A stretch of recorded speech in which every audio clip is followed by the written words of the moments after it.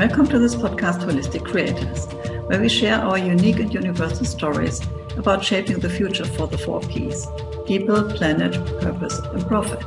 My name is Swanette. I'm a mental coach and your host of this show. My intention for this show is to inspire you on your path to a holistic future. So welcome. Welcome to my podcast, Holistic Creators. My name is Swanette and I'm your host. Today, my guest is Dr. Sharon Grossman. She is the founder of the Exhausted to Extraordinary method, a 3-step method to unblock your mind, reshape your thinking, and return to joy to your work in 90 days. As a psychologist, coach, and author of the international bestseller, The 7E Solution to Burnout, Dr. Sharon works with 6-figure executives, entrepreneurs, and professionals in high-stress industries who are struggling with anxiety, overwhelm, and burnout. She shares tips and strategies as a keynote speaker and on her weekly podcast, Optimize Your Life and the Woman in Medicine Badass Radioshow. So welcome to my show. Yay, thanks for having me. This is so great. I'm really curious, understanding what can people do if they are near to a burnout. So I think at this moment, people are in highly stress situations and anxiety and fear. So this is really a topic that is more than up to date. So what can we do? Yeah, so one thing I would say is that burnout is, everybody knows what stress is.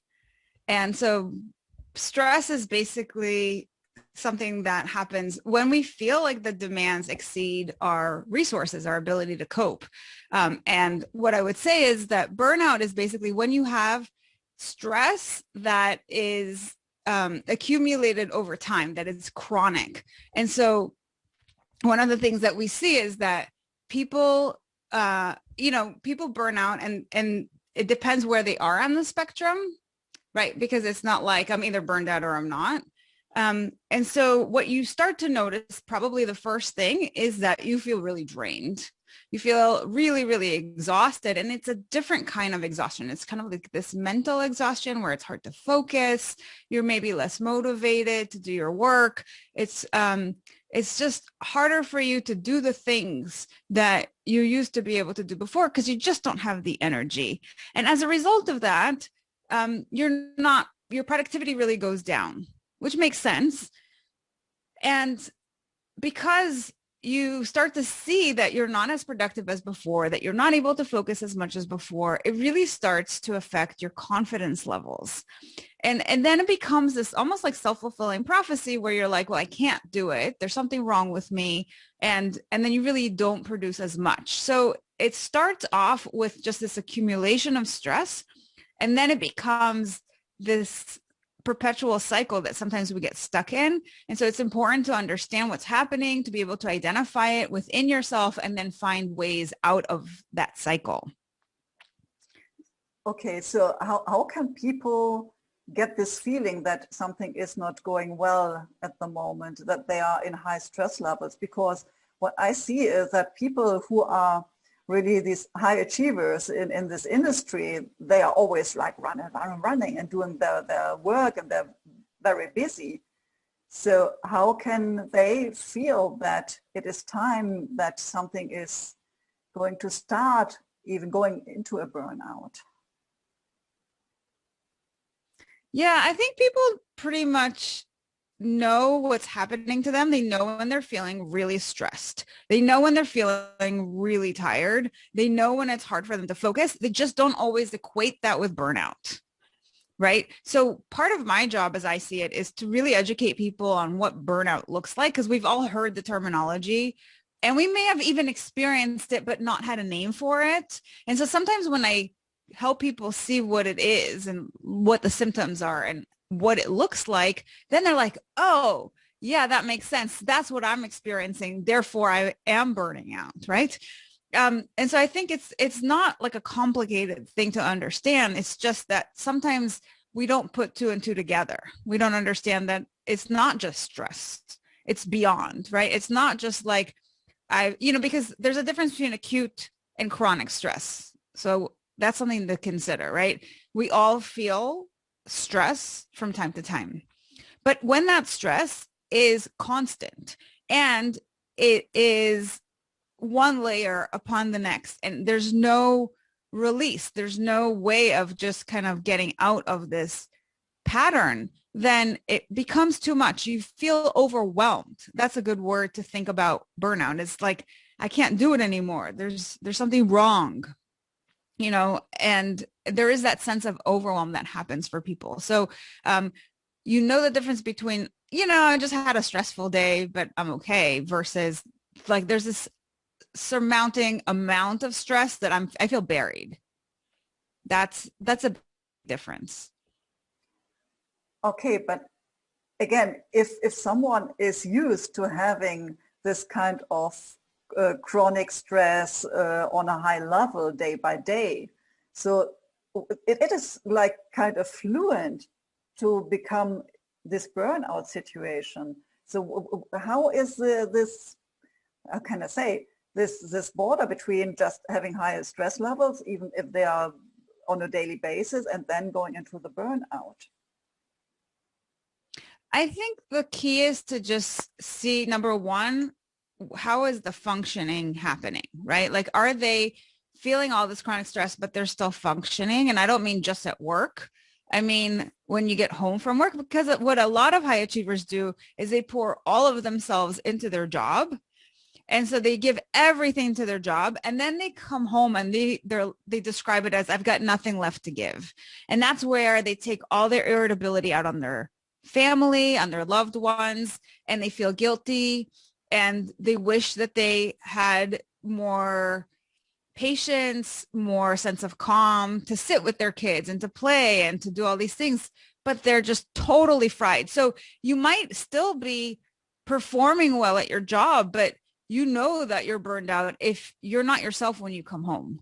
And if it takes you 4 days to recover from stress and exhaustion, like a weekend isn't enough, then something is wrong. So there are these like little indicators. And like I said, burnout is not only on the spectrum, but it affects everybody a little bit differently. So you have to kind of know yourself. What is your baseline? What is normal for you? And when things aren't going well, because you're just not able to really be yourself, not just at work, but also outside. Okay. And if someone feels like, okay, I'm in this kind of situation, I'm already very busy, I have my stress levels, and when I go home, I don't even feel that I have enough energy to play around with my kids, and because I just want to fall on the sofa and cut my brain off.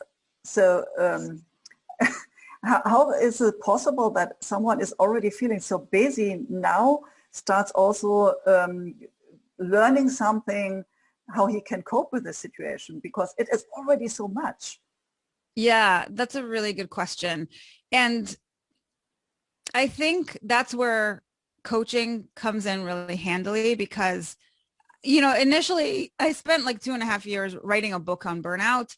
And the idea was to give people the tools so that they can coach themselves. But that exact idea kind of came into my mind when I published the book. And I said, well, what about people who are so far gone down this rabbit hole of burnout that they just don't have the bandwidth to do this on their own? And they want more hand holding. They want more accountability. They want somebody to really fine tune the solutions to what they're going through. And that's why I really decided that I was going to create a program where I'm taking people step by step through this process, and so that they can experience this in a short amount of time. In other words, yes, it's another thing, but it's not like, I try to make it so minimal in the sense of time commitment that they actually end up feeling more energized as a result of engaging in this work, as opposed to, oh my God, it's another thing I have to do, right? So I had to create it with that in mind, of how not to take up too much of their time, too much of their resources, but actually teach them the little things that they can do every single day that's going to optimize their performance, that's going to allow them to feel more energized, that helps them to be more in control of their mind, so that they don't feel so stressed out, because stress is really a product of our mind, as is anxiety and overwhelm and frustration and all the negative emotions. They're all really products of our mind. So once you know how to get in there and really have that sense of mastery over your mind, it makes a massive difference in your results. And that's really an important thing, that if you can't figure this out on your own and you don't want to like coach yourself through it with the book, then, you know, there are other options. Okay, so you are working as a coach, and have you been a coach since ever? Also, how was your own process doing your work that you're doing now? Well, I actually started as a psychologist. So I've been doing therapy for about 2 decades. And about 6 years ago, I decided that I really love coaching. And I was actually coaching a lot of my therapy clients because I felt like it is such powerful work. And therapy is really about getting people back to baseline. So if you're anxious, if you're depressed, it's kind of like how to help you get back to yourself, right? What I loved about coaching is that it has such a positive framework that it's not just about getting you back to baseline. It's about helping you like break through and have extraordinary results. And it really works with people who are high achievers and are really motivated and are super invested in learning skills and being the best version of themselves. And to me, that's so exciting that I really wanted to dedicate myself to doing more coaching. And so over the years, I've kind of shifted more into the coaching arena. And I really thought, because I love working with high achievers, like what's something that I can really help them with? And that's kind of how I decided on burnout, because I found that so many of them were burning out. They didn't even know that they were. And I would have to like explain to them, you know, what burnout is. And then they'd have that aha moment and be like, oh, that's me. Right. And it's like, okay, well, now that you know, let's figure out how to get you out of it. And how can they get out of it? So you said you have a course and you also wrote a book. So can you go a little bit deeper into the way you are working with them?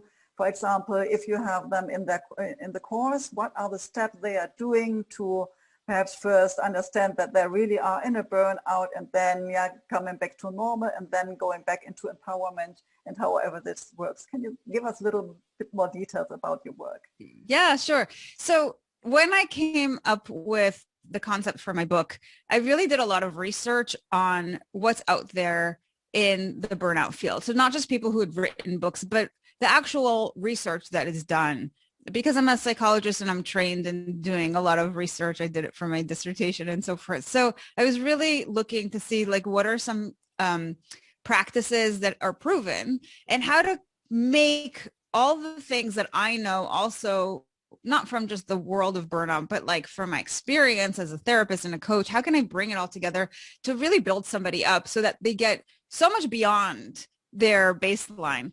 And as I started to compile all of these little solutions that people were talking about and the things that I knew, one cool thing that came out was that they all seem to start with the letter E, right? And so you just mentioned one of them, which is empowerment. And empowerment to me is really understanding that you have more power than you realize. Oftentimes when people feel stressed and overwhelmed or whatever the negative emotion is, they feel almost like they're a victim to their circumstance. Like, this is happening to me. And one of the things that I like to teach is that when people often skip this one step, which I think is really crucial, which is what I call part of emotional intelligence, right? So they'll say, you know, my job is really stressful and that's why I feel so drained, or that's why I feel so stressed out. And what I like to, and that really doesn't feel very empowering, because it's like, there's nothing I can do. It's my job, right? And so one of the things that I like to teach them is that there's kind of a step in between where, you know, your job has all these demands and then you have an interpretation of that. You have some sort of story that your mind tells you about that. You make some meaning out of that. And as a result of that, you feel stressed or frustrated or whatever the case may be, right? And so once you understand that there's that intermediary step, it feels so empowering, because then if my mind is the thing that's causing all the stress, then my mind can actually change the story and we can change the outcome. I can still be in that same job and just feel totally different. And so that is super key. And that's another E in my book, is the emotional intelligence piece. So once you understand that you can actually make a big difference in your outcome, and you start to apply all these things to really challenge your mind, you shift out of that negative emotional place, and then you do feel more empowered, and you can start to work up the ladder of what's the next step? What's the next step? What's the next thing I can do to feel even more empowered? What's, the next thing I can do to get even beyond that level to even a more extraordinary level? So that's really at the beginning, is, okay, as you said, first understanding what burnout is, how it applies to you, how it's affecting you, then finding ways of shifting your mindset, which is like a huge part of the work, because your mindset is what is creating so much of the problem. And then from there, going and building more skills that you can apply in every aspect of your life, not just at work. Okay, so how is it possible if you normally have the experience in your work and you have this kind of automated reaction on what is happening there, how can they stop it and start reinterpreting it differently? So because normally it is like, this happens and that is the reaction. It is kind of automated. Yeah. How can they take exactly 100%. And part of the thing is, when you are in that automated state, right? When every thought you have is kind of automatic, and people get into these thought patterns, like the shoulds, right? That's a thought pattern where you're always telling yourself, well, I should do more. I should have done that. They should do more. They should have done something. That is an example of a thought pattern that you might have automatically. It's just the way that your brain kind of works.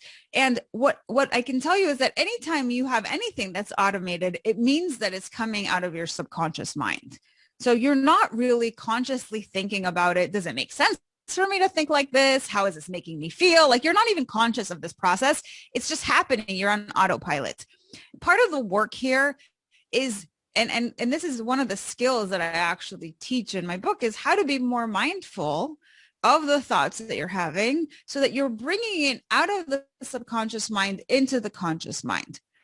As soon as you have that understanding of what your patterns are, what are the things that you're telling yourself over and over again, and how those things are affecting the way that you feel and what you end up doing, the more you can get in there and start to change it. And so that's a really crucial step, is first just identifying what the thoughts are, right? Getting out of the subconscious, getting out of autopilot, being more aware.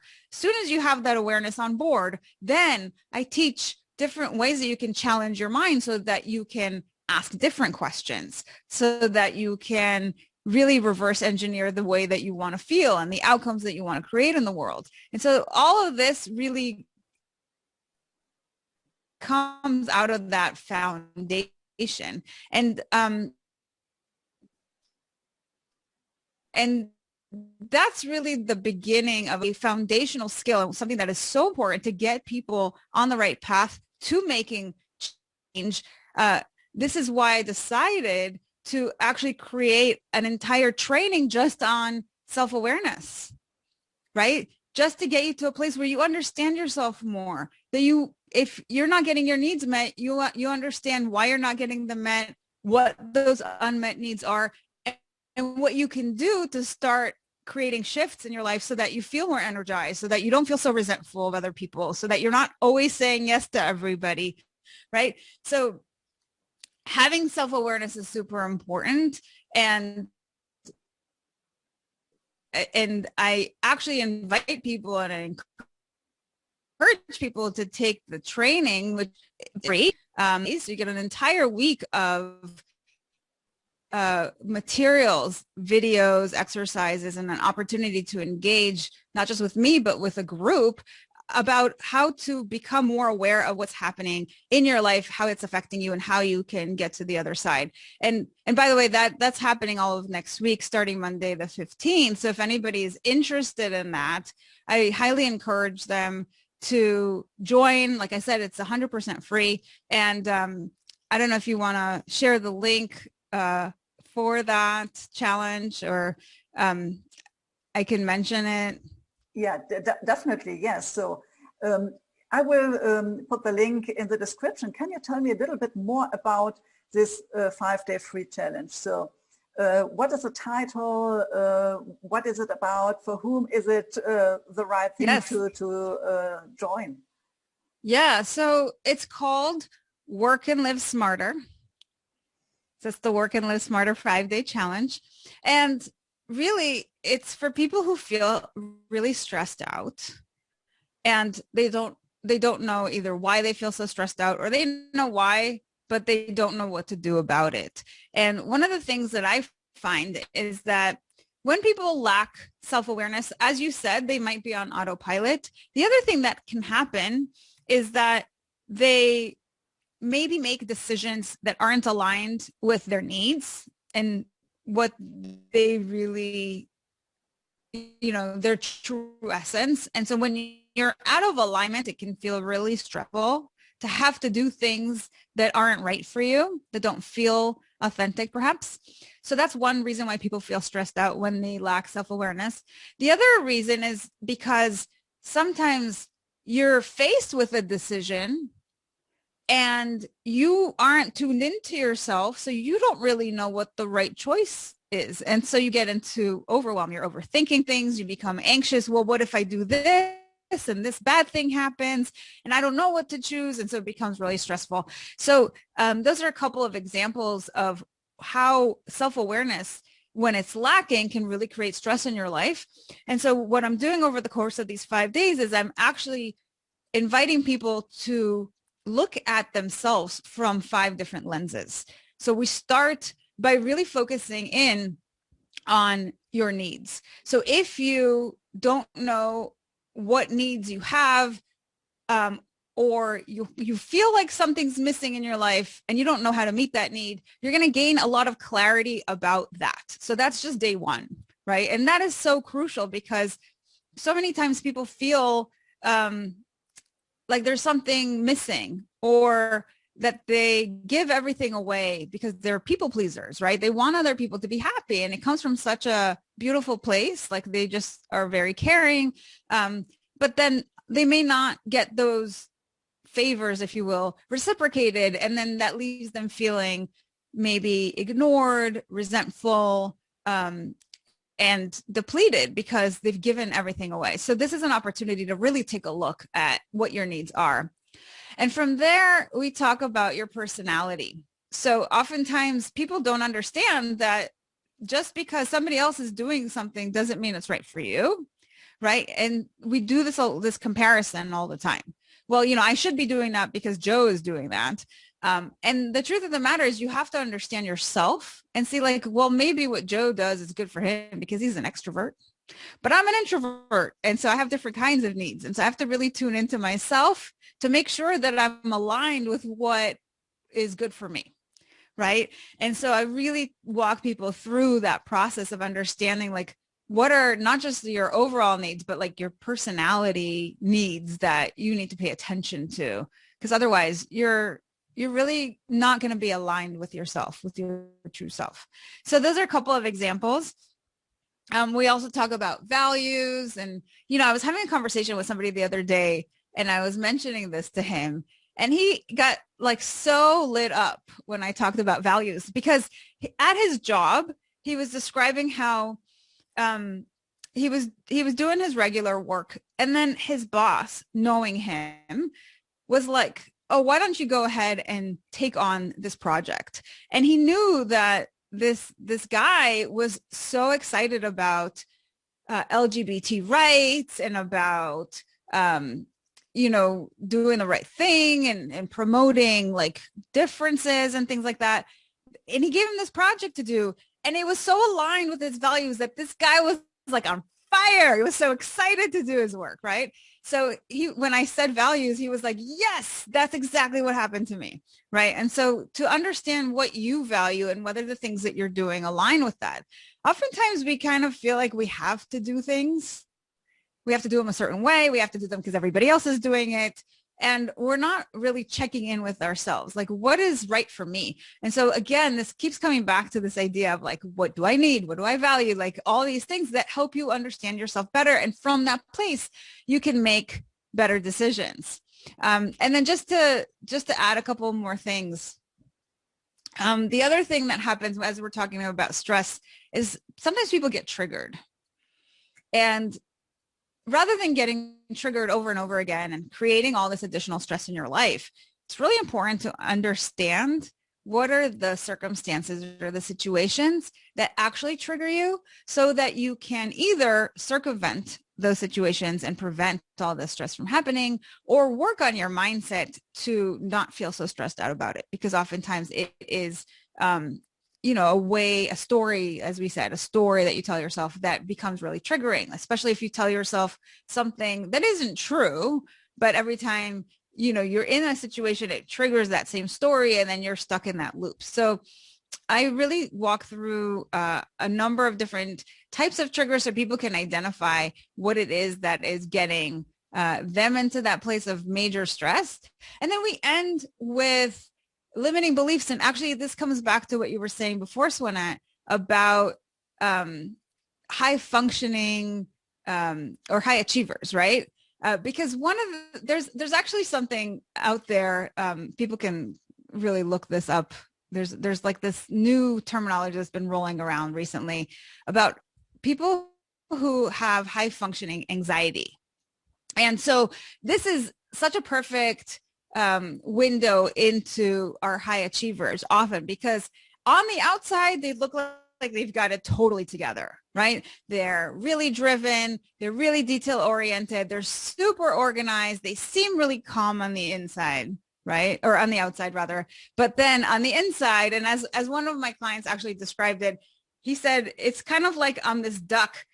And like on the outside, I seem like nice and calm, floating on the water. But under the water, it's like my feet are pedaling, like all this craziness is going on underneath. And that's essentially what we see. And so it can be like high functioning, like super stressed out people. It could be high functioning people with total anxiety underneath.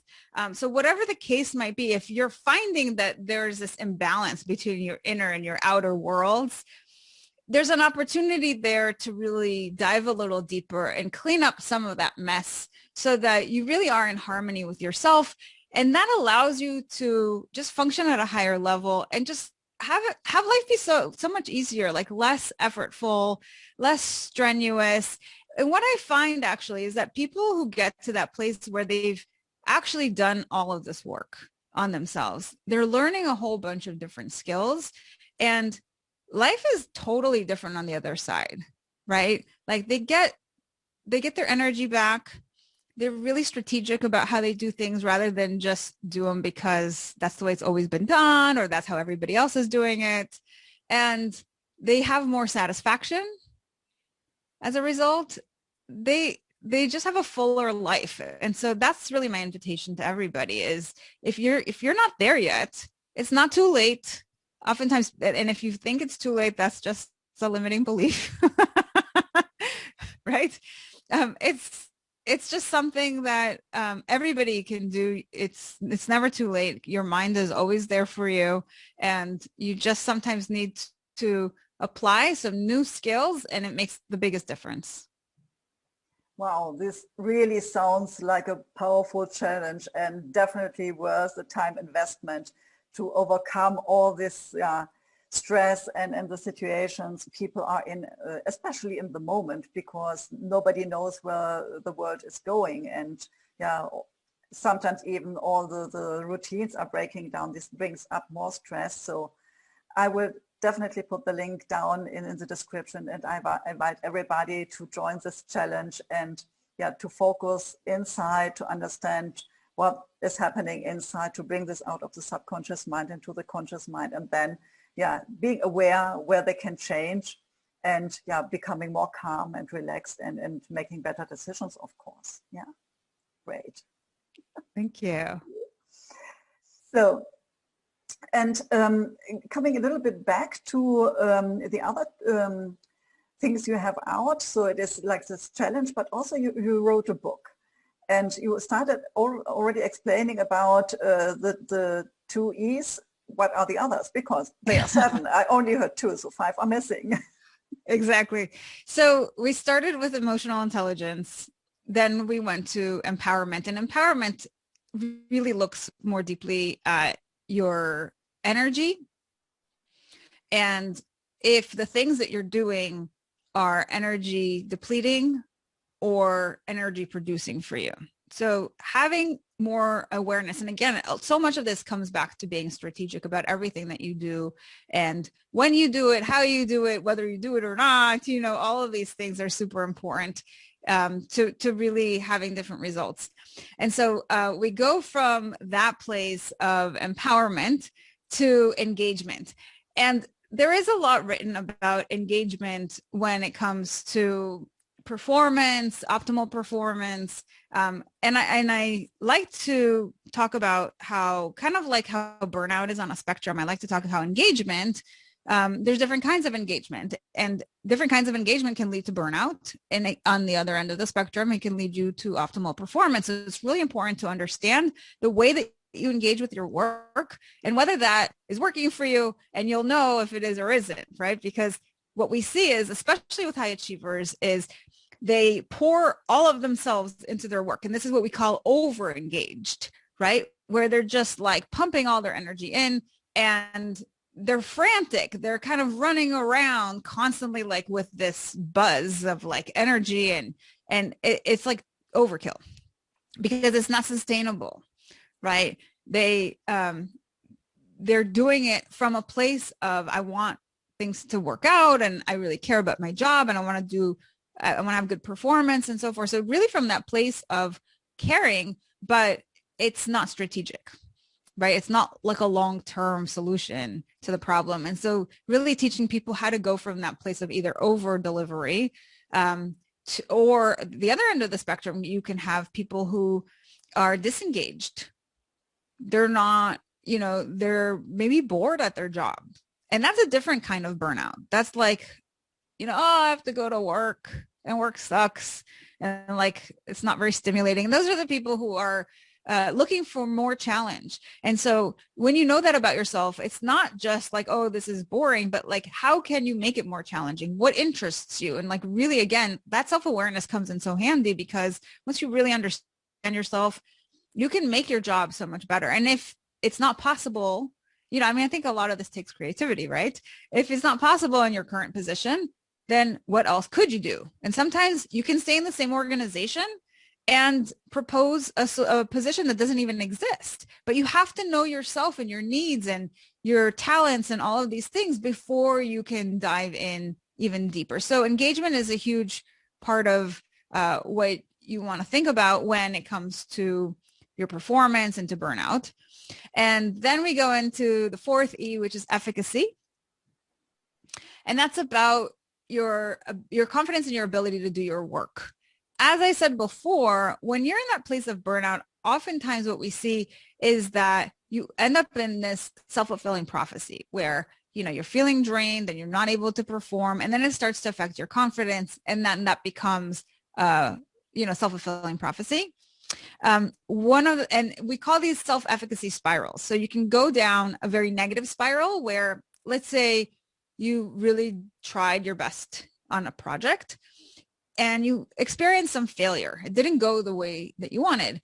And then you try again and you try again. And every time you come up against another failure. And this is true whether you're a business owner, right? And you're trying to run your own business and you're trying to figure it out and you're not having the success that you want. Or if you're a professional and you're working, in corporate America or anywhere in the world, right? So it's noticing when you're experiencing that failure, what does that do to your mind, right? Do you then go down this spiral of telling yourself, well, then I can't do it and it's not possible and all these things. And then it really drags you down into this rabbit hole.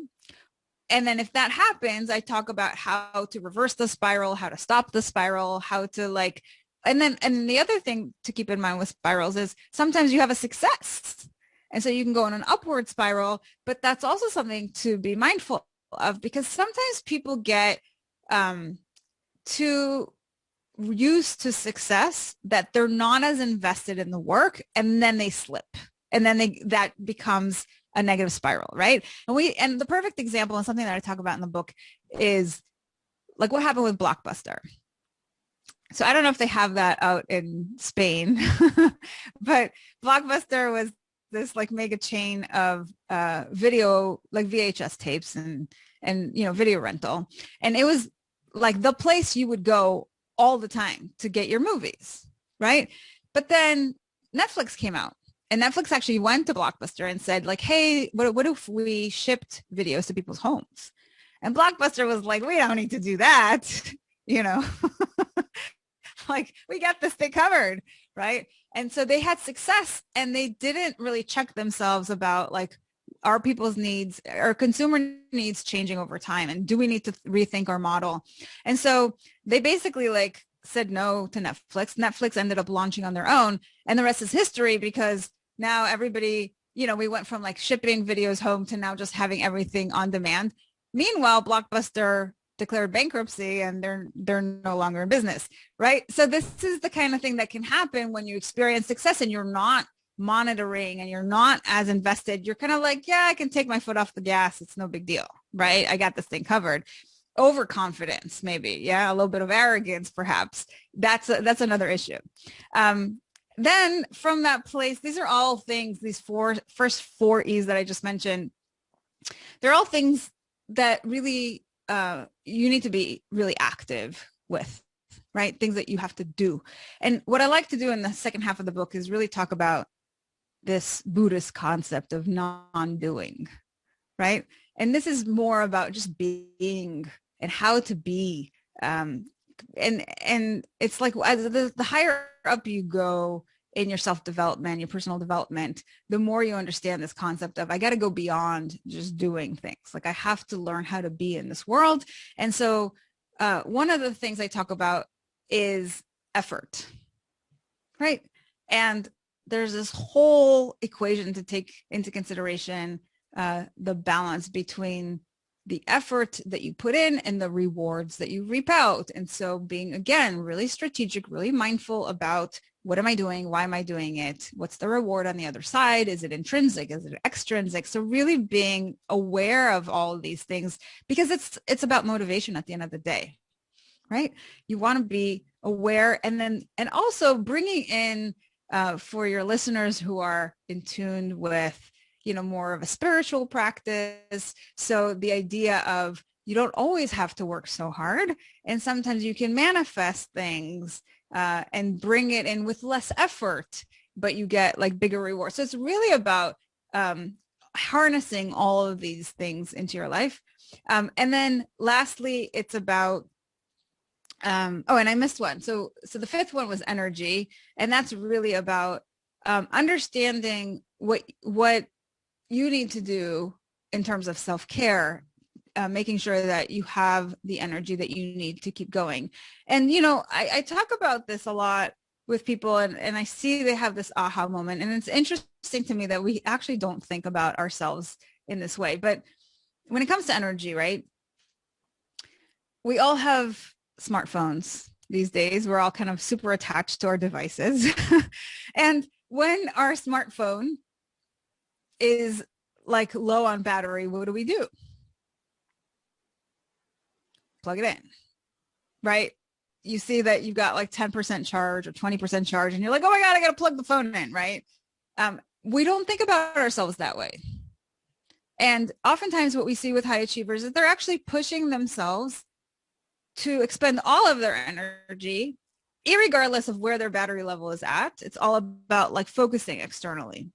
And so here's an opportunity again to become a little bit more mindful of where are you right now? Like if you were a phone and you did have a battery gauge, how charged would you say you are right now? Right. And then people will say to me, I'm at like 20%, I'm at 40%, whatever it is. And I said, okay, great. Now that you have a number, if your phone said 20%, what would you do?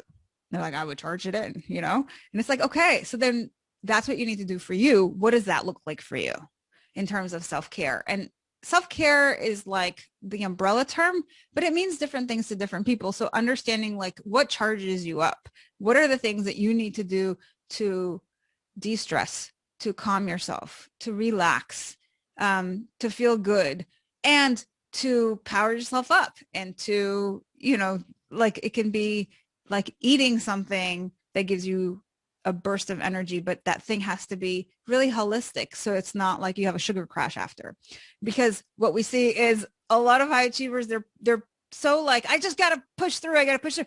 It's another cup of coffee, and it's another, sugary snack or an energy drink, or it's a cigarette or whatever it is, just to be like pumped up, but it's not really taking care of yourself. Right. And so that's the energy piece. And then I end with the 7th E, which is about enlightenment. And I know that's kind of like a loaded term. And so the way that I describe it in the book is that you are just lightening your load, right? How do you lighten your load? And so much of that is through the mind, right? So if you're stuck in a negative mindset, if you're stuck in a scarcity mindset, if you have limiting beliefs, if you have your ego on the line all the time, it's how to get all of that out of the way, how to clear up all this mental clutter, because thoughts are very heavy, right? You ever notice, like, if you have, like, people are depressed, right? They're like very heavy. They're like sagging down. And it's because they have these very heavy thoughts of like, what's the point? It's not going to make a difference anyway. I'll never be able to do this. Those are like the super heavy thoughts. And that's just an example. So when you're able to get all of the negative, heavy thoughts out, get all the ego out of the way, that's where you feel the sense of lightness. And that's essentially what I'm helping people do, is create that mindset to be really the best version of themselves. Abraham Maslow talked about the hierarchy of needs, and like the top of the pyramid, there is self-actualization. And that's essentially what I'm talking about in this last solution, is like how to be self-actualized, how to reach the top of that pyramid and live your life to the fullest. And so that's kind of a snapshot of all the 7 solutions. And I go into them in a little bit less detail in the program, but that is my step-by-step. Yeah, wow, this sounds so great. And I totally get that. So on the one hand, there is this part of doing really the inner work and bringing all what is in the subconscious mind into the subconscious mind, bringing it into awareness about the values, the beliefs that are limiting. But also then it comes to the other part for letting things happen, like bringing in synchronicities and manifesting what really is the way you want to live your life, and not being lived by outside versions of someone who is pressing them on you. So, and I like also this idea of bringing in a little bit of spirituality, because we have body, mind, and soul. So of course, it is about understanding what our needs in all 3 areas. Yeah, of course, the body level. How does it feel when we do have stress? What is good food for ourselves? To drink clean water, to do exercises, and for example, to do yoga or whatever. But also, it is about calming down our mind, and this is about whatever, doing meditations, and then we have this spirit, our soul. And I think often this is not really mentioned, because this is kind of woo for some people that are high performers. But of course, there is also the soul level that needs to bring in what is really good for us. And I think only on soul levels synchronicities can appear. People can show up, and you get the offers, and this will not happen if you're just in this red pill doing things. Yeah. And, I want to touch on what you just said with regards to woo-woo and high achievers, because I think there's definitely that concept of, if you're a high achiever, then you're not going to be into this woo-woo stuff. And what I've found actually working with a lot of very high level executives is that what it really boils down to is, can you make it relatable? And when they start to experiment with some things and they see results, it's really just about how you frame things, you know? And I try to give people concrete things that they can latch onto, but that they can have breakthroughs with, you know? And I think that you don't talk about it as woo woo, but you actually, and it's interesting because, and oftentimes they may even have their own spiritual ideas, right? Not everybody does, but a lot of them actually do, which surprised me because I was like, oh, you know, they're going to be this way. And it's like, it's not true. You have all different kinds of high achievers, and some high achievers get to those high levels because they're very intuitive or because they're very spiritual and because they know how to like tap into energy or whatever. Other people have beliefs, but their actions aren't aligned with those spiritual beliefs. And so bringing those things together for them can be like mind blowing, you know? So I think there's definitely an opportunity there for people to, once again, like bring all of the things that really matter to them that they value into practice so that they get the best results ultimately. Okay, can you give me an example on the spiritual level? So what could it be? How do you frame that? Well, I'll give you an example from one of my clients. So this is somebody who, it was a client of mine. She was in high distress one day. She calls me and she has 2 little kids at home and she had an au pair and the au pair just like quit on them. And she's like freaking out because she really needed somebody there to take care of the kids. And she's like, what am I going to do now? And so I talked to her about, do you remember the movie Mary Poppins? Did you ever see that? No. So Mary Poppins is a children's movie that was made a bunch of years ago, based on a book. And basically the idea is you had this family in England, and same story, like they had a nanny and the nanny quit or whatever the case might have been. And the parents, you know, were busy. And so they needed somebody to take care of the kids.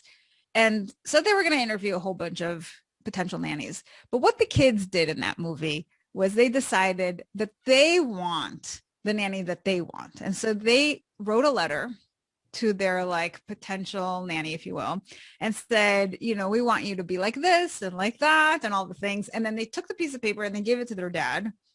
And the dad was not like a woo-woo kind of guy. And so what he does is he rips up the paper and he throws it in the fireplace. And then, you know, because it's Disney, like all the pieces go up the chimney and then they kind of manifest and like Mary Poppins comes down in her umbrella and voila, there she is, right? So I said to my client, like, why don't you take a piece of paper and write down like everything that you want in a nanny? Like not just like I want a nanny, but like who would be your ideal nanny? And so she starts writing down like all the things that she wants. And literally about 10 days later, she, you know, because she went out interviewing, she finds the woman who is like everything on her list, right? So sometimes we don't give ourselves permission to have what we want because we think it's not possible. But sometimes when we get totally clear about what we want and we write it down, we can surprise ourselves and find that we can totally manifest the thing that we want. Because the truth of the matter is everything is energy around us. And so you're either going to like bring the energy that you want in, or you're going to bring the energy that you don't want in, depending on whether you're focusing on abundance or scarcity, right? And even if people don't believe in this, if they can do a little experiment, they get nothing to lose. And sometimes they find that it works for them, right? So that's just like one example of how you can put something like this into action.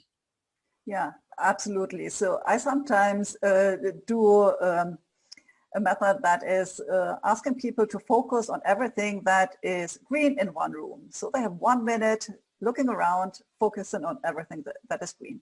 Then they have to close their eyes and tell me everything that is red. And you will see they can't remember a lot of things that are red because they have focused on the green. And this is how life is working. Life is working. If you are focusing on what you want to create, if you have a vision, and I also work with vision boards, having this really as a picture in front of you, then you will see things that show up in front of you. You will see the synchronicities. And of course, then you will attract this way of life into your own. So of course, this is so powerful, having the focus on what you want to create and not what you don't want to create. And the more detailed you are, so yeah, it's like, the calling to the universe, please deliver.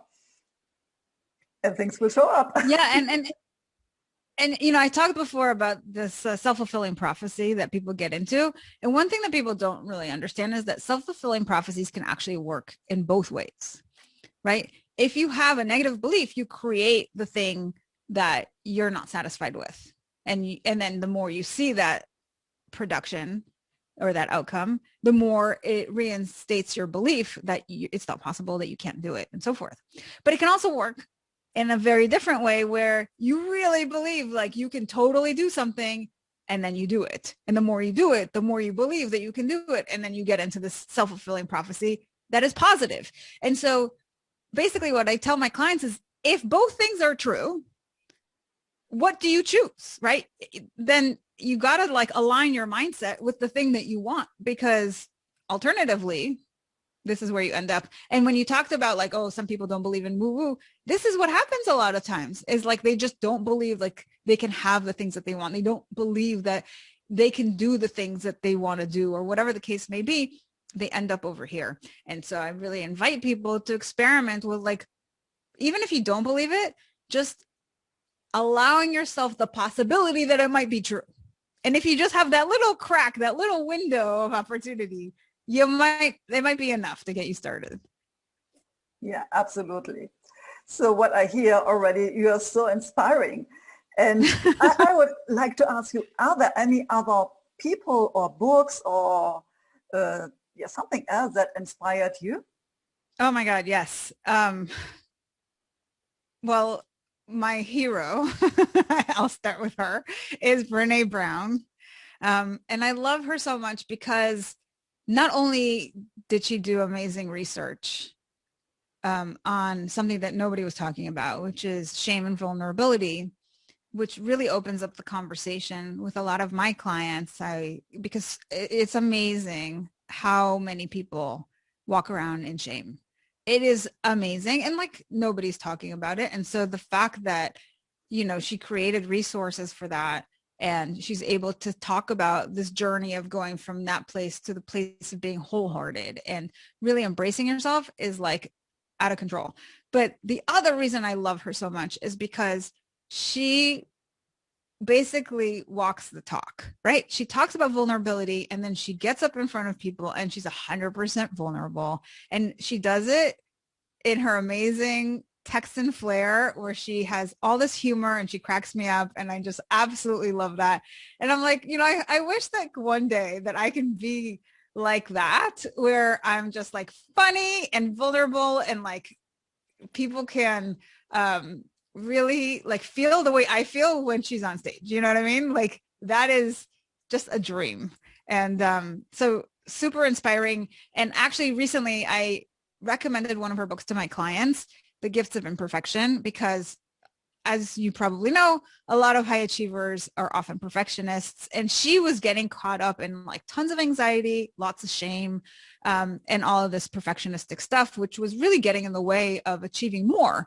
And so I had her read the book, and it was like amazing, like fireworks were going off, So that's an example of somebody who super inspiring, not just to me, but then I love to share their work with other people. Yeah, wonderful. So, and I would like to open the stage for you to get a little bit more vulnerable. So is there anything that you would like to share for the audience? Well, it's interesting. In day one of the challenge, I'm taking people through the Maslow's hierarchy of needs. And on, I think it's level 3, he talks about love and belonging, right? This this is what like Brene Brown talks about all the time, how we're wired for connection. And as I was going through this exercise, I was really reflecting, because what Maslow says is basically like whatever needs you don't have, you kind of get stuck in that level of the pyramid, and you got to get those needs met in order to go to the next level. And one of the things that I've been really reflecting on recently is how as we're talking about triggers and we're talking about needs and all these things, the thing that had been really pivotal in my life had been on that level. Like I got really stuck on that level for a lot of years because, as a child, I was an immigrant. I moved to America when I was 8. I didn't speak the language. The culture was 100% different than anything that I had known. It was a really rough start for me. And I didn't have a lot of help. I was thrown in, my parents put us in a private school.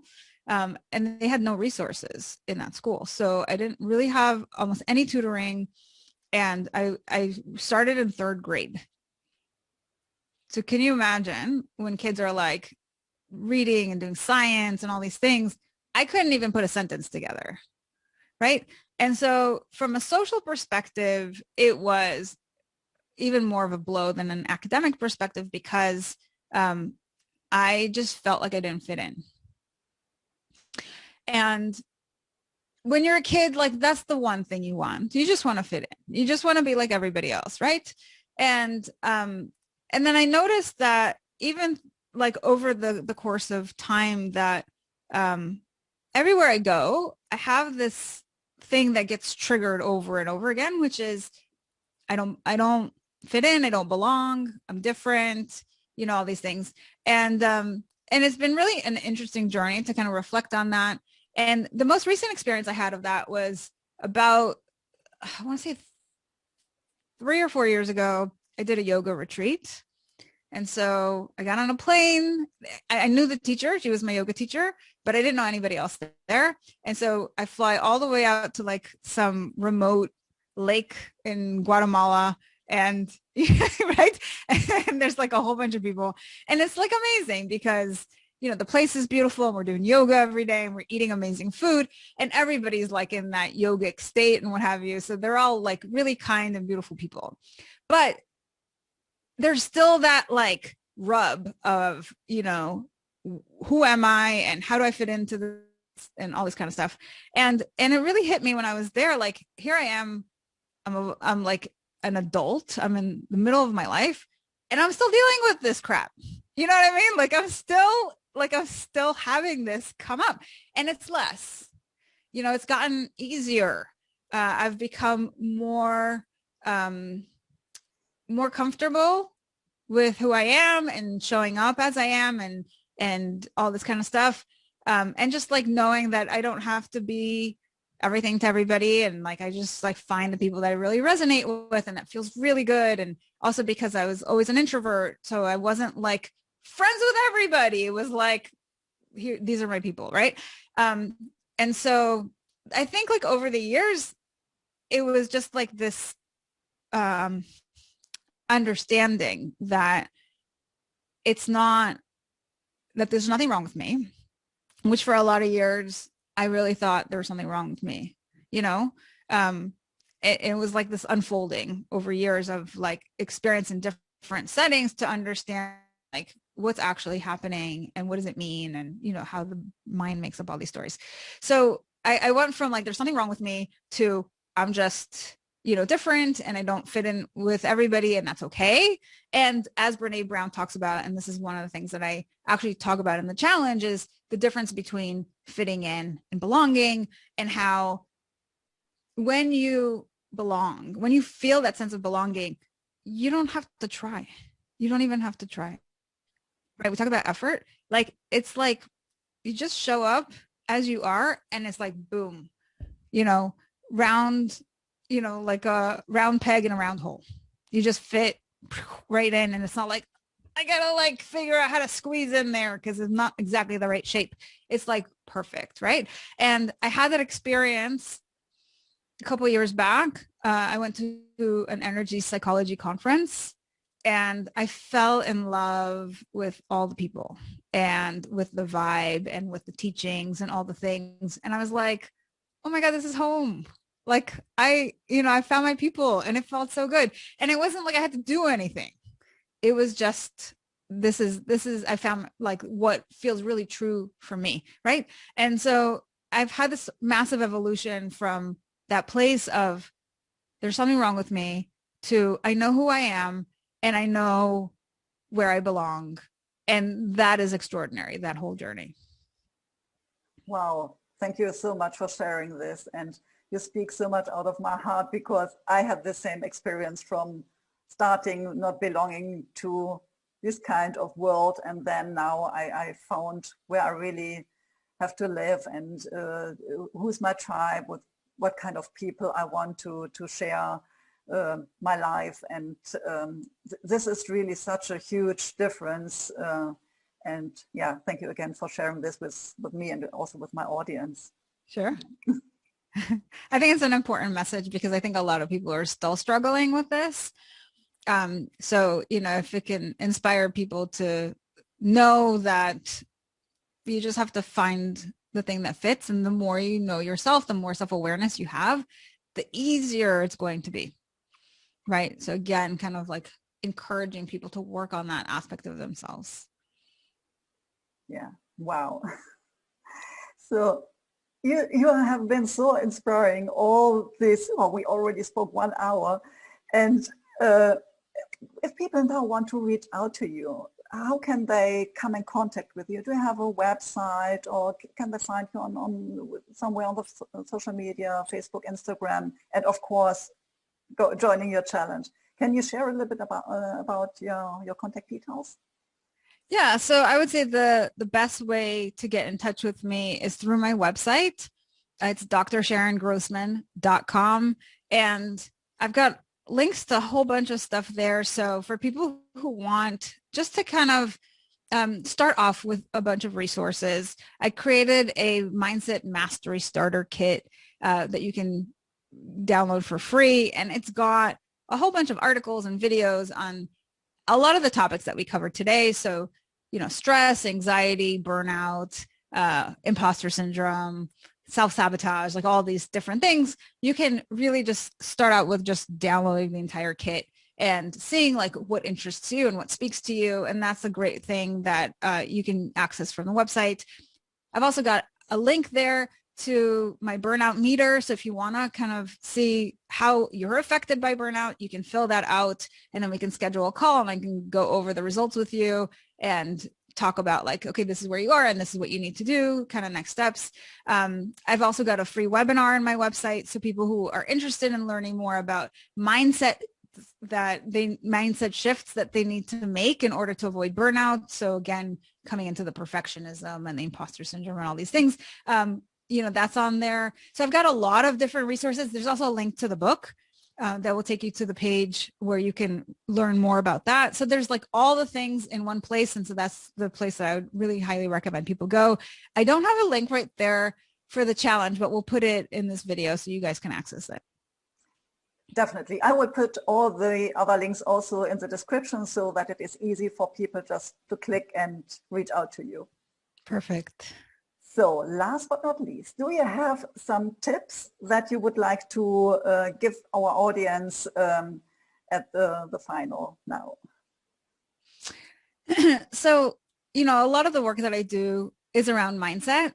And I'd love to like leave everybody with this quick empowering mindset tip.